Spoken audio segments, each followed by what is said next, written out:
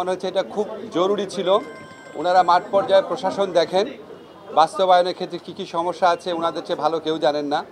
যেমন আজকে আমাদের বললো যে ওনারা বালু যে আপনার অবৈধভাবে উত্তোলন করে যারা, তাদেরকে যখন ধরা হয় তখন দেখা যাচ্ছে তারা তাড়াতাড়ি জামিন পেয়ে যাচ্ছে, এটা ওনাদের কনসার্ন। আমাদের অ্যাটর্নি জেনারেল সাহেব আবার বললো যে আদালতের কাজই তো হচ্ছে মানে উপযুক্ত ক্ষেত্রে জামিন দেওয়া। তো এই ধরনের কিছু কোঅর্ডিনেশনের ব্যাপার আসছে।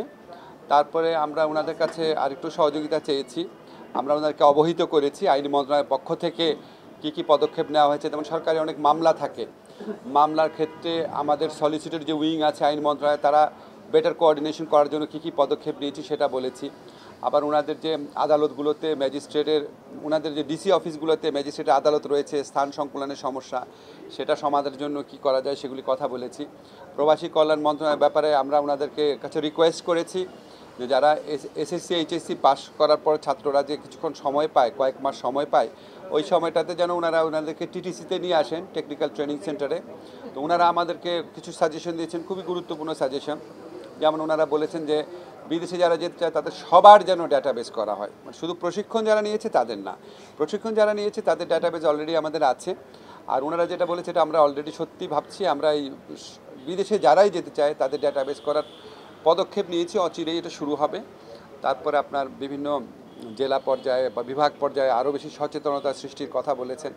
তারপর সরকারি যে রিক্রুটিং এজেন্সি আছে সেটাকে স্ট্রেনদেন করার কথা বলেছেন। এবং আমাদের কাছে ভালো লেগেছে এটা ভেবে যে আসলে এটা তো আমরাও ভাবছি। ফলে আমি দেখলাম যে ডিসিরা যে বলে যে ওনারা প্রশাসনের কেন্দ্রবিন্দু এবং ওনারা আসলে অনেক কিছু জানেন, ওনাদের বাস্তব অভিজ্ঞতা খুবই চমৎকার। তো বিগত সরকারের আমলে আমাদের ডিসিরা, দেশের সবচেয়ে মেধাবী মানুষরা ডিসি হিসাবে কাজ করেন বা প্রশাসনে আসেন কম্পিটিটিভ পরীক্ষার মাধ্যমে। এত বড় রাষ্ট্রের একটা রিসোর্সকে গত ফ্যাসিস্ট রেজিম জনগণকে অত্যাচার করার জন্য, নিপীড়ন করার জন্য এবং তাদের অপকর্ম জায়েজ করার জন্য ব্যবহার করা হয়েছিল। তো আমার ওনাদের সাথে ইন্টারাকশন সে শুধু মনে হয় যে এটাকে আমরা যদি পজিটিভলি কাজে লাগাই, জনগণের সেবা করার জন্য, দেশের আইন শৃঙ্খলা পরিস্থিতি রক্ষা করার জন্য, ভূমি ব্যবস্থাপনার জন্য, স্বাস্থ্য শিক্ষা সেবা প্রদান করার জন্য ওই ক্যাপেবিলিটি ওনাদের আছে, কিন্তু ওই রাজনৈতিক দিক নির্দেশনাটা থাকে না। তো আমরা আশা করব ভবিষ্যতে বাংলাদেশে যেই দলই ক্ষমতায় আসুক, কোনোদিন যেন আমাদের যে প্রশাসন ক্যাডারে যে অসীম আমাদের সম্ভাবনা এবং শক্তি রয়েছে, এটা যেন জনগণকে নিপীড়নের কাজে না লাগিয়ে আমাদের সংবিধানে যেভাবে বলা আছে জনগণের সেবা করার কাজে যেন লাগায়, এটাই হচ্ছে আমার প্রত্যাশা থাকবে। আমাদের অ্যাটর্নি জেনারেল সাহেব আছে, উনি আরও কিছু অ্যাড করবেন।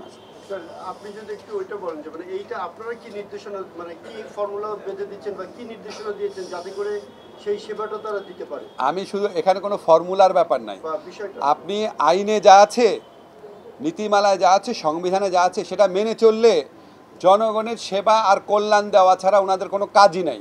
কাজে আমাদের শুধু একটা কথাই বলতে, আপনি আইন অনুযায়ী চলেন, আপনি আপনার বিবেক মতো চলেন। আর এটা তাদেরকে জনগণের প্রতিপক্ষ হিসাবে যে ব্যবহার করা হচ্ছে, এটা হচ্ছে সম্পূর্ণ আইন এবং সংবিধান লঙ্ঘন করে।